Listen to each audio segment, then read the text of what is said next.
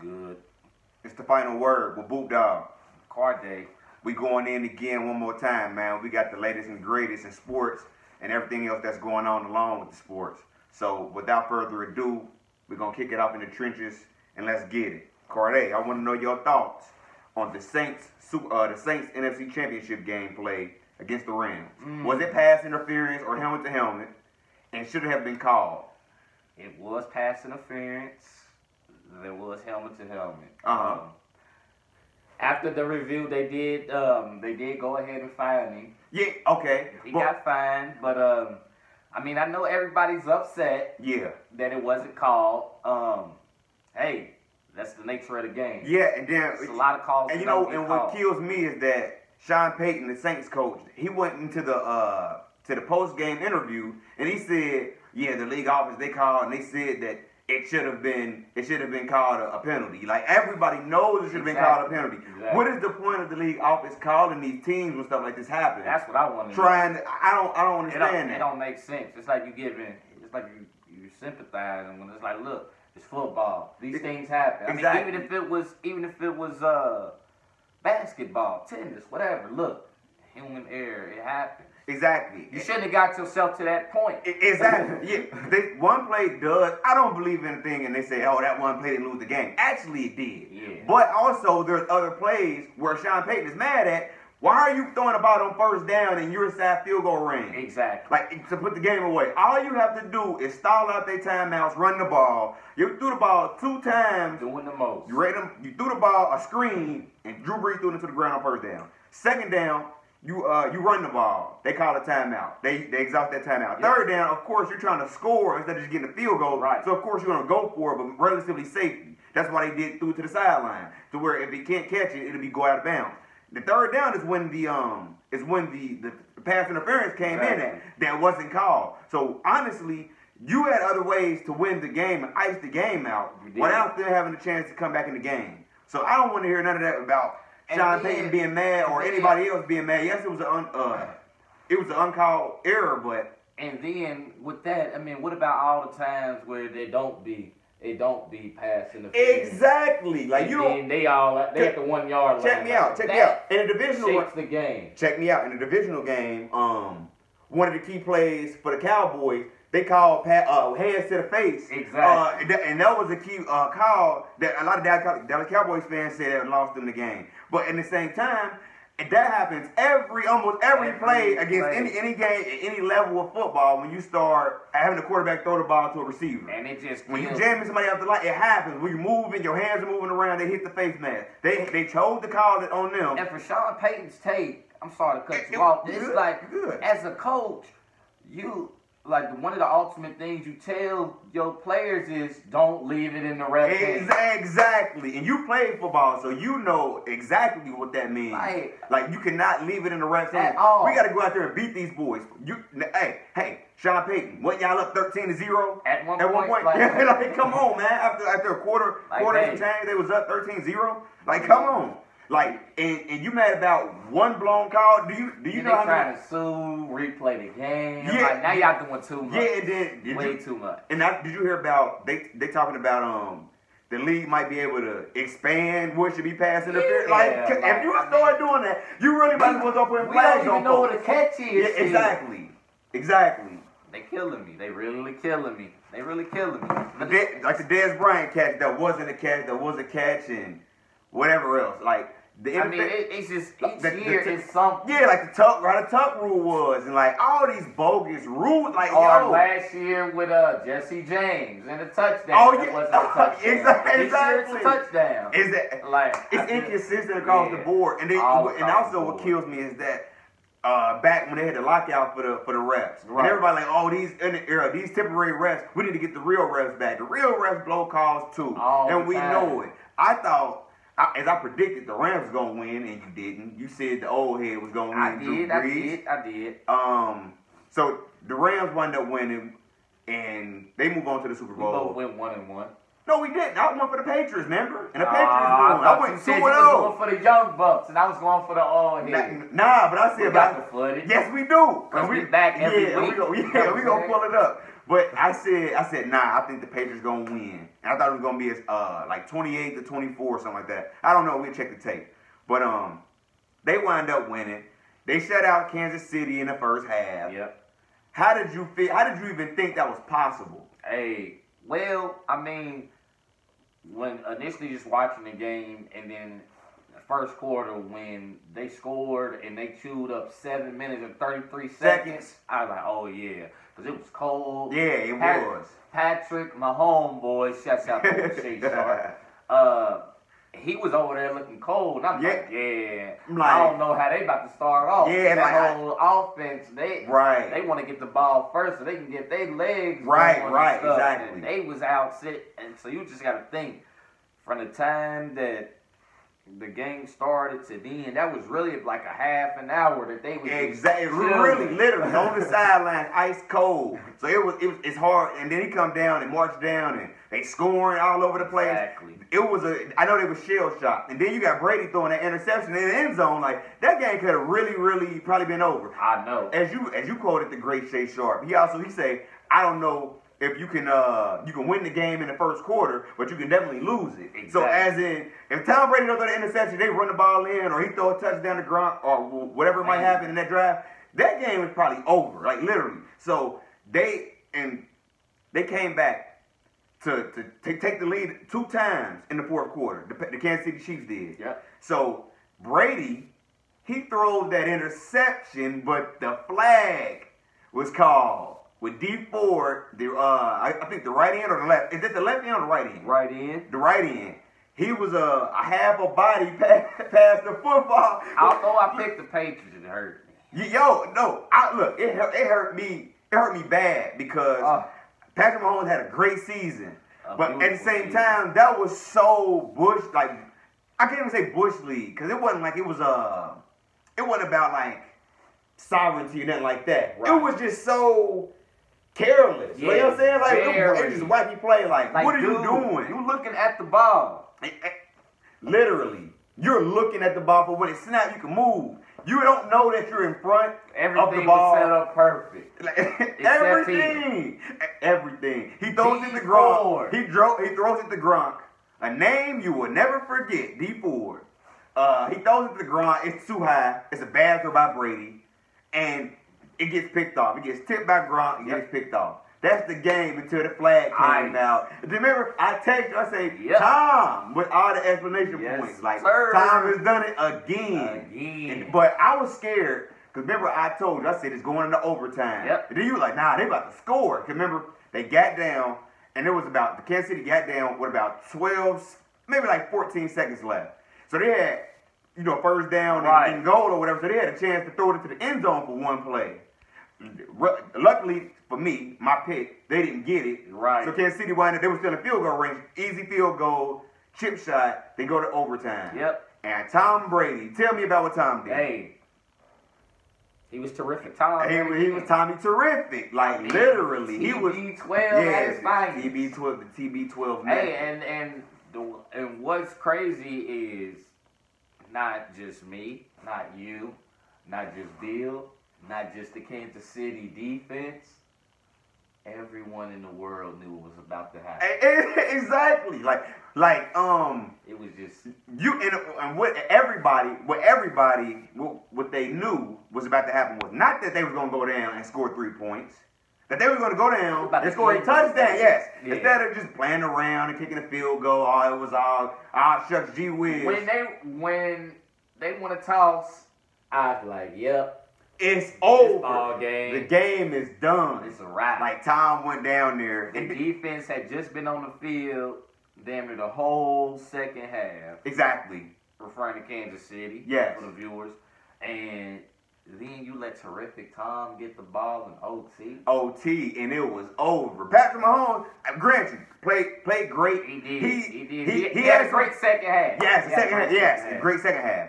They got the ball. They were just scoring all over the place. They had the ball for 3 minutes in the fourth quarter, and they scored, I think, 21, 24 points. Yep. Just in three and a half minutes, they just getting the ball and just striking it right down the field. They just going big play after big play after big play. Yep. So Tom, of course, when he was getting the ball, They wanted to mix that run in. Tony Michelle had a decent game. Rex Burkhead, former Bengal. Shout out to him going to the Super Bowl. And Andrew Whitworth for the Rams. Shout out to both of them ex-Bengals. You've been treated right, I see. And I'm not mad at that as a Cincinnati. But anyway, they had the ball for such a short time, and the defense was on the field for so long. Tom just was running the ball. And it was only in a Tom Brady fashion that they won the ball game on him just handing it off. Exactly. What Russell Wilson should have did in the Super Bowl a few years back. But I digress. Hey. But yeah, so Tom like, look, I know what I did. I made all the third down throws. He had like 3 third down completions in the overtime. Exactly. First down after first down after first down, like, and they like 3rd and 10s, 3rd and 9s, like, and he's converting. And hey, I done my job. I'm gonna just hand it on off to your boy Rex Burkhead and make it happen. And then Rex was doing exactly what he needed to do. Yeah. Oh yeah. And the kid Williams from the Kansas City Chiefs, he had like three touchdowns in the fourth quarter. He was balling out. So shout out to him as well. Definitely. Spencer. Oh yeah. Because shout out to you. You made a big catch. Yeah, he made that catch. He made the catch. Big catch. Yo, my soul was weary at that point. But I wasn't mad. I'm like, I know him. Like shout out to you, man. I'm sorry that y'all season went down, but y'all be back better than ever. Just hey, Tom Brady gonna be there for a while. Exactly. Nonetheless, it was that was a great weekend, and to end that actually the jump start the jump start before those games, we had that Saturday night fight. We thought it was going to be a little bit better than what it was, but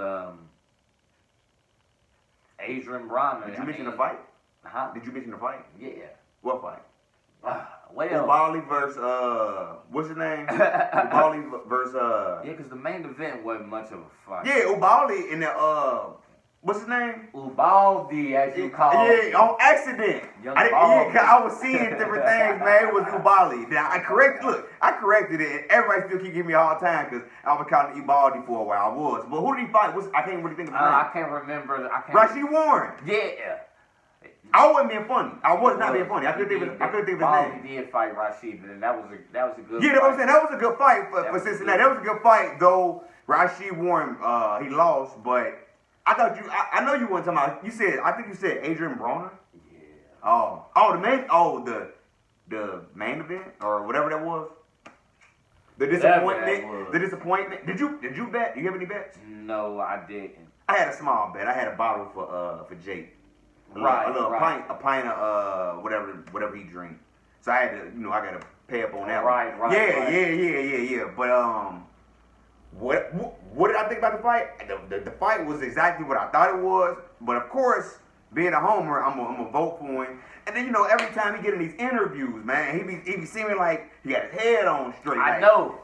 And that was my thing. The leading up to the fight, although he still gotta do his normal little antics and whatnot. We still gotta get views and whatnot. I'm good with that. But you need views for if you getting paid to fight. Pay-per-view. Oh, he's about to to get the views. Oh, okay, yeah, okay. My bad. No, I thought you was talking about for his personal gain, as in like no. Yeah, like getting views on social media. No, like what you talking about for views? My bad. I had a brain for it. My bad. For the pay-per-view, so we can get viewers, so I can get more cheese. But beyond that, it looked like he had his head on right from watching, some of the clips and things leading up to the fight. Like I said, like he was focused.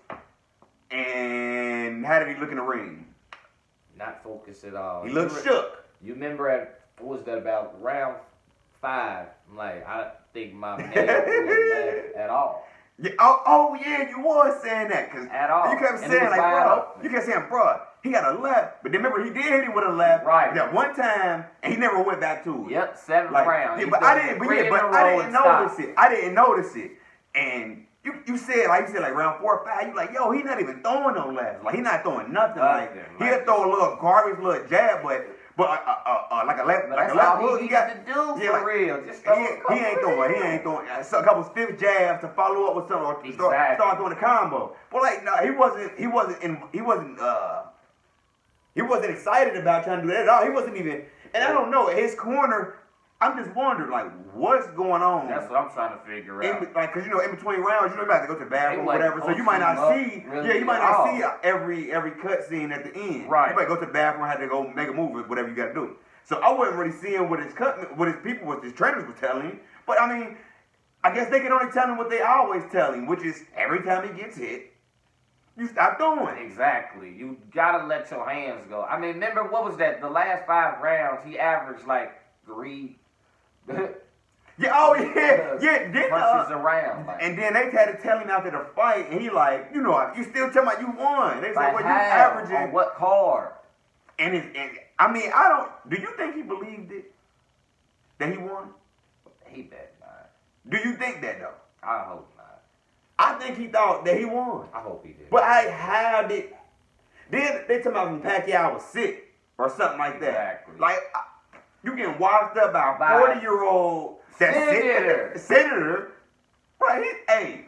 He stepped out of the government and said, "Hey, hold this, hold my beer." Put the pause on somebody real quick. Yeah, from my knowledge, Bronner was talking about this fight, but it wasn't never like supposed to happen. Like right. It wasn't like people wanted that fight. It was Bronner was talking it up and made the fight happen. Like, and so Manny said, "Him?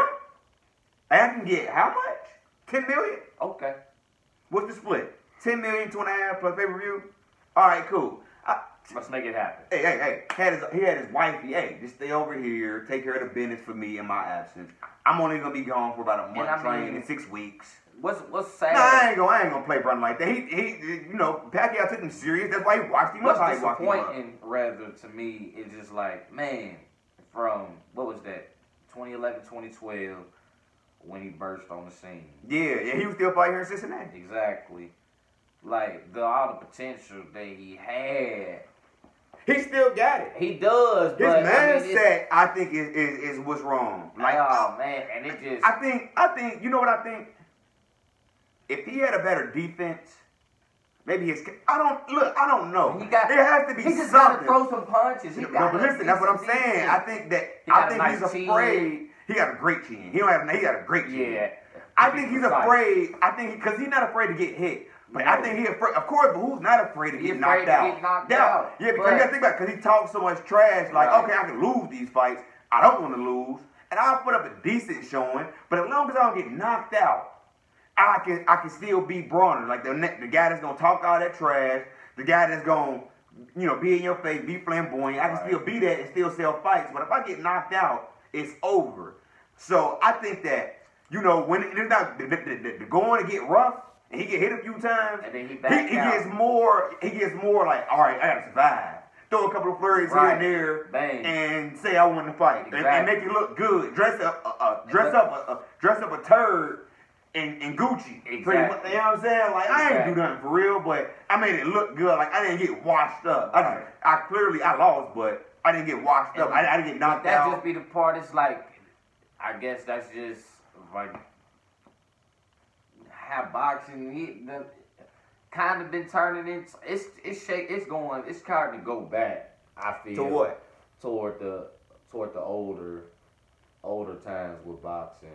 Like what? With folks out there, like, you know, just fights that we just watching, people willing to really slug it out, not really worried about I give you that because their face getting tore up. I give you that because they really going out there to box. I give you that because I love both of the Triple G and Canelo fights. Exactly. Like, you know, and those are two people. Well, I wouldn't say Triple G is at his prime, but of course, clearly Canelo is. But Triple G, you know, had never been beaten. And he was, you know, one of the most feared people in boxing. Which I thought he won the first fight, but he clearly lost the second fight. But what you're saying is about fighting. Mm-hmm. Like, really, these are the two biggest people in the sport. And they literally taking it to each other. Like, you know, exactly. You know, so I was happy about that. Now, you would never see Floyd or somebody like that, or him do that. Know, everybody try to take the Floyd approach. Yes, and Ronda be trying to have that little Philly shell, like when he trying to like Floyd. You not him. It's only one. One Money Mayweather. That's it. Like, so I mean, Bronner, I don't think he's failed. No, yeah, I don't think he failed. But look, Jake was telling me this. He said, Josecito Lopez, who's fighting tonight. Keith Thurman, by the way. Josecito. We'll be tuned in for that. We'll be tuned in, and we'll give the analysis on that. One time. Yes, sir. Jake was saying about Bronner, Josecito, Andre Berto, and somebody else he was saying that was washed up pretty much will be, if he lost to Pacquiao, that he will be fighting them next. He said, mark my words. And I'm pretty sure that's probably about the people that he'll be able to face. Yep. Do you think, well, Mikey Garcia going up from 135 to 147, remember he bet Bronner, I think, at 140? Yeah, I think it was 140. 140 or 140, it was a catch weight, I believe. Or maybe at 140, I don't know. But Mikey Garcia fought at 135, this mainly. That was the only thing that he fought at 135. So he moved up to 147. You know, he's kind of Bud Crawford, Errol Spence. He won't issue with whoever. Right. Do you think that would be a viable rematch if Mikey Garcia don't have a fight? I'm not sure. But if he doesn't have a fight at 147, do you think he'll rematch Bronner at 147, even though he already beat Bronner? But you know, Mikey Garcia is undefeated. So that could still be a good fight, a great fight for Bronner. And if he could win, I think that would give his credibility back a lot. Exactly. You beat an undefeated boxer, and he went up to 147, and Bronner always fight at catch weights at 147, and Pacquiao just now 147, but he always fight at catch weights, 143 and other, you know, you too big for that, you got to fight at 147. So at 147, I think him and Mikey would be a great rematch, especially if he could win it, but why would Mikey give you the time of day? He watched you already, and you just got watched by Manny Pacquiao. But Pacquiao is a legend, one of the greatest. And he's still very good in the shape, but Bronner, you shouldn't even lost really like that. Right, that's what I was about to say. His like you lost, wasn't even yeah, that's what I'm saying. Like you lost, but you lost like you lost. Hey man, good luck in the future. We'll catch you next time. It's enough of that. About that. Yeah. It's enough. Shouts out to you. We still supporting. About billions, man. We just gotta get there. Got to. Whatever you, do your thing. We'll wrap that coverage up because it was depressing. Let's get to something. Let's get to something a little bit better than that. Let's get to the NBA. Let's wrap it up with the NBA. Oh yeah. It's a whole lot going on in the NBA. What do you want to discuss first? You got the LeBron saga. You got the Nuggets, who was a surprise team. Right. You got the Warriors with Boogie back. You got James Harden going crazy. Giannis. You got Giannis being named captain. Man, we got a lot going. Kawhi. Yeah. Let me tell y'all something. NBA 2K, I got it on PlayStation 4. Whoever want it, let me know. But anyway, I told him, I said, I was playing with my career mode, and I told him, I said, I couldn't find Kawhi Leonard. He said, even on the game, he don't play back-to-backs. that killed me. That killed me. Like, jeez, he been sitting out the last 4 games. Y'all know these games is a little too real these days. Yeah, so you can get lost in it sometimes. And evidently Kawhi don't play back-to-backs. But anyway, let's start off with the historic season of James Harden once again. We talked about him a lot last week. He keep doing it. He doing what he keep gotta doing it. What do he have, 61 other night or 60? In the great words of an anonymous man, tell him what you gotta tell him. Oh! I like the way you did that. An anonymous man. Yeah, James Harden, this year, he's averaging 36 points, 8 assists, 7 rebounds. We've not seen, and we mentioned this last week, we have not seen a season like this in the NBA since Kobe Bryant of 2005 and 2006 with the Lakers, of course, because he played for the Lakers. Only one team. Kobe that year averaged 35.4 points a game, 4.5 assists, 4.5 rebounds. And James Harden is doubling up on what Kobe Bryant did and averaging a full point more. Exactly. Granted, it's only 50 games through the season. Yeah. Only 50, not 82. And you would think when Chris Paul get back, right, Chris Paul and his assists will probably go down. Exactly, and his usage rate. Yeah, and his usage rate, his points per game will probably definitely come down. Not saying that Chris Paul is a all-star scorer, but the way that with the ball in Chris Paul's hands, he'll score or he'll find somebody else to distribute to score. Exactly. So naturally, his points per game is gonna go down. But I can't tell you, it's hard because Kobe that year had 62 points in 3 quarters. Right. And he had 81 points. Yep. And he had 10 50-point games that season. James Harden already has 5. Black Mamba! James Harden got 6. Yep. He does. Kobe had 10 that year. So he's not necessarily on pace, but he's right on pace to be right about there. Yeah. About 10 50-point games. He got already he had a 58-point game. But it seemed like he had 60 twice this year. Yeah, or maybe he had 60. 61. Did he have 58? Yeah. But yeah, he had. I mean, he's just doing too much. Granted, it's 50 games, but he's running away with the MVP. Giannis, and the thing is, LeBron, I get it because the fans vote, but LeBron and Giannis got the 2 most votes from each conference. Right. So I'm just wondering, like, how many more, I didn't check, did James Harden get left off by?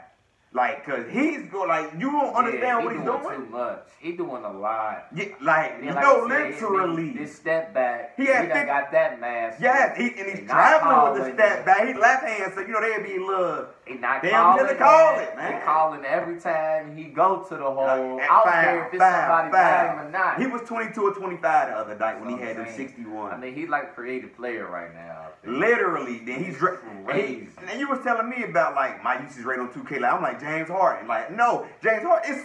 I don't know how you do that at all. He had the ball so much. You seen when Eric Gordon had passed it in to PJ Tucker, and he was guarding, thinking that James Harden was gonna get it. Like, exactly. Like that's how. Like, don't nobody touch it unless he pass it to you, and you pass it to you. If you don't have a wide open shot, pass it back to him. Like period. Like it's foolproof.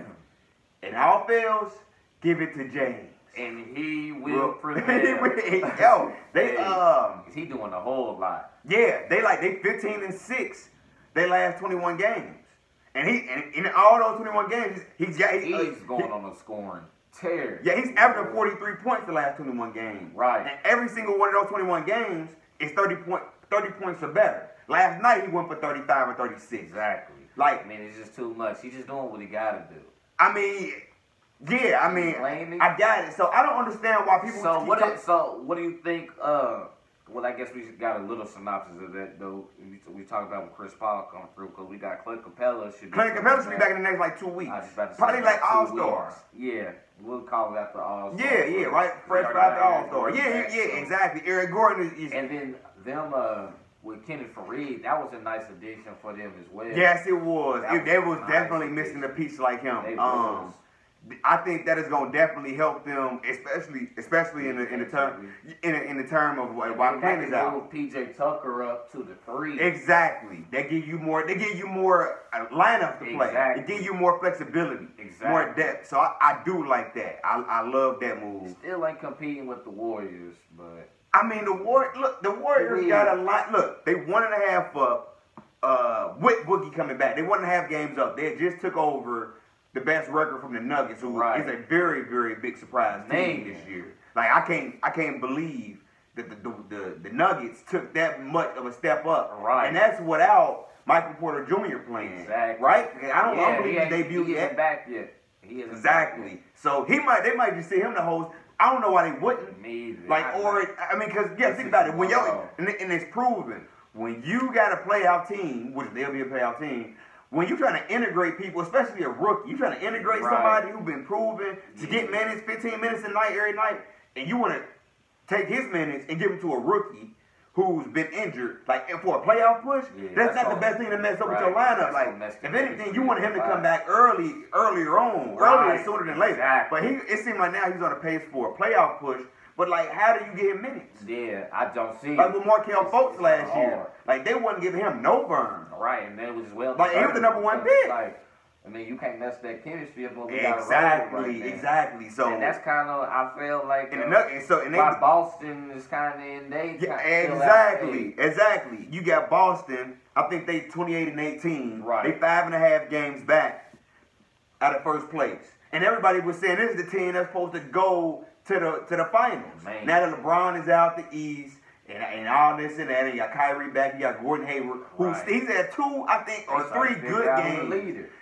I think they had 2 or 3 good games with Gordon Hayward. He has. He had like a 30-point game and a couple of 20-point games. Right. But he's still not the same. They said they looking for Gordon to be at 100% playoff time.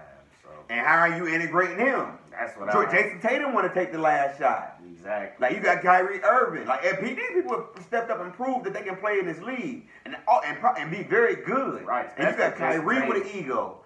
calling like we talked about, calling to apologize to LeBron, right, and all that. Like you got different. He is temperamental as I don't know what. Man. So you got Boston. But they only 5.5 out. Right. It's not even All-Star break yet. I get it, but I'm kind of worried about them because the Bucks, they're the number 1 seed. Right, and they are nice. They are amazing. You know, and they I think they 1.5 games up on the Raptors. Mm-hmm. So, and you know, as a matter of fact, the Raptors and the Bears should be going at it. Was that last night or was that? Yeah, that was last night. Okay, yeah. Kawhi missed Yeah, that's why you were saying that. But you never told me what that was about.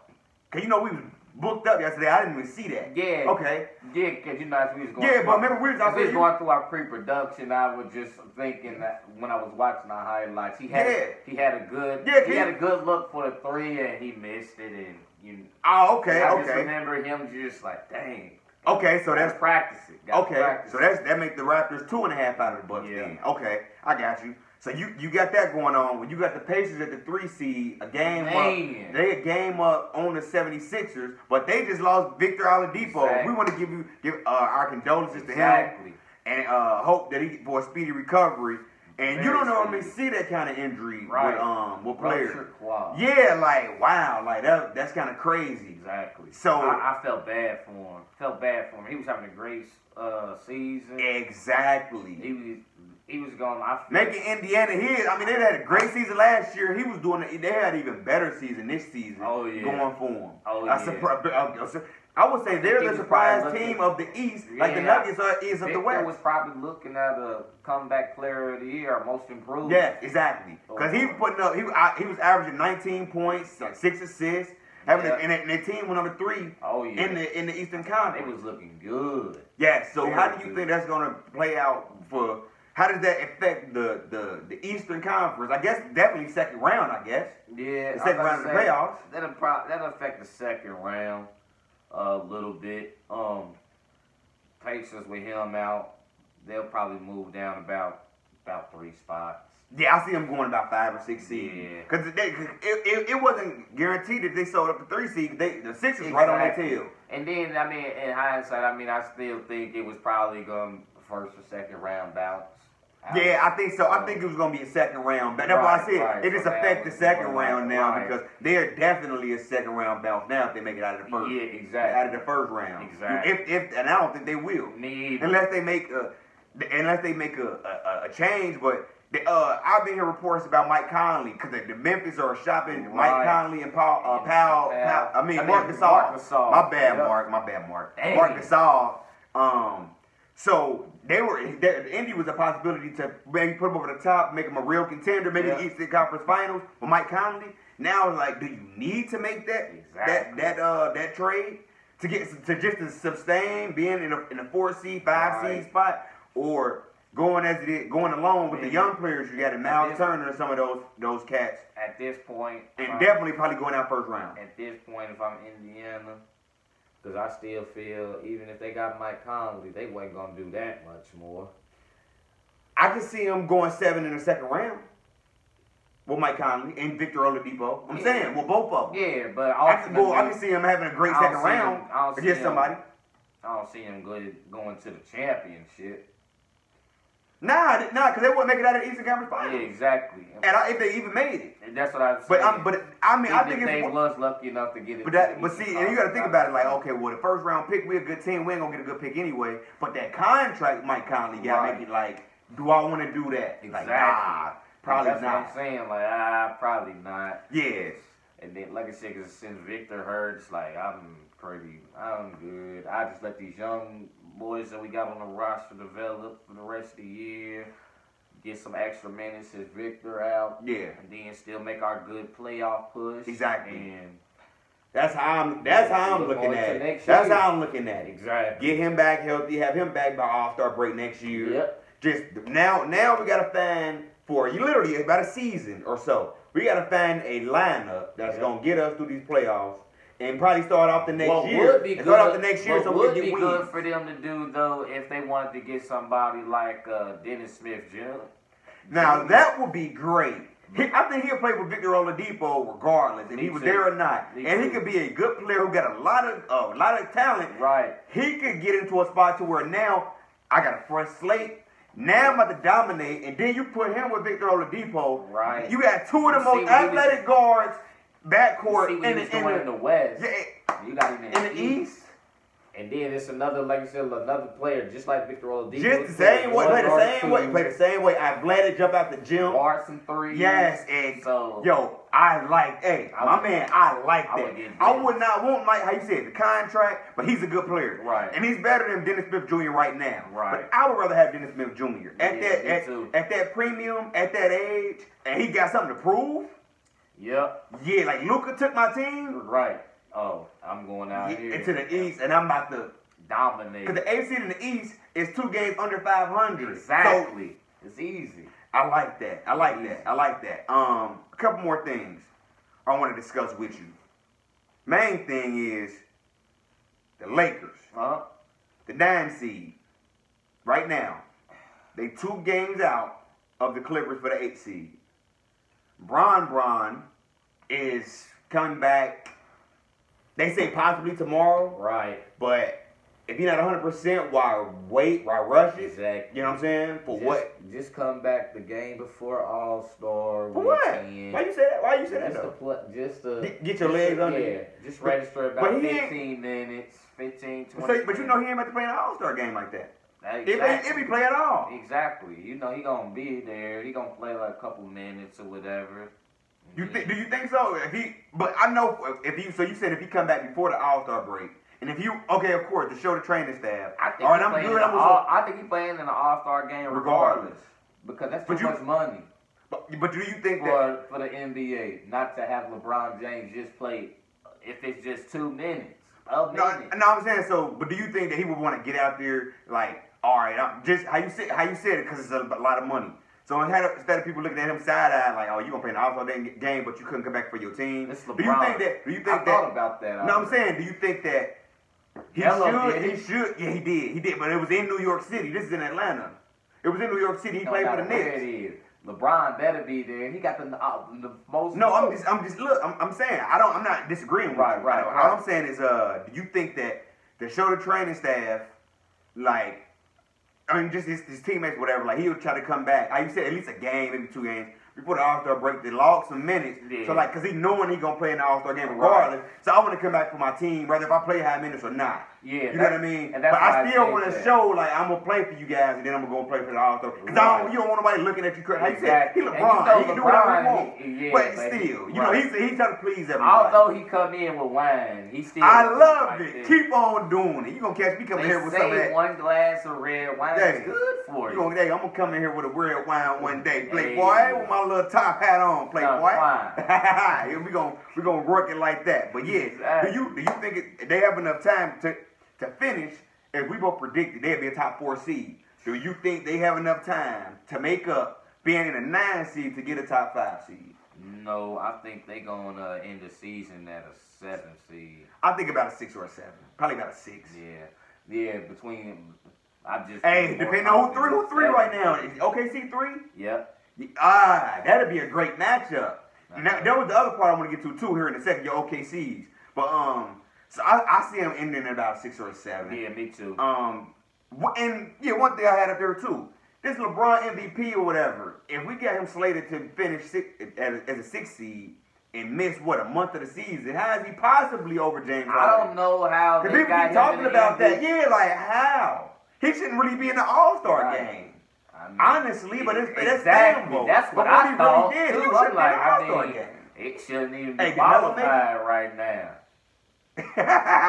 He'll probably be there though. Oh, shouts out to Melo. Shouts out to But now they're killing me with all that like MVP. Like I don't know how he should be in the All-Star game, but because when James Harden, it was the end of the season, he had missed. How many games did he miss? James Harden? Like 17. James Harden? Yeah, what was that, like the first or second year he got snubbed? Oh, yeah, exactly. He missed like 17. I mean, and he was going stupid. Yeah, exactly. So I don't get that. I don't even see I ain't seen somebody talking about Steph Curry should be MVP. I don't Nobody see on the Warriors. shit. I don't think they should have any consideration with that team they got. Boogie will be first consideration for him. Boogie he been balling out as well. So I'm gonna shout out to him for getting back healthy and having the Monstars just continue to be better. They starting lineup is better than They got 5 All-Stars.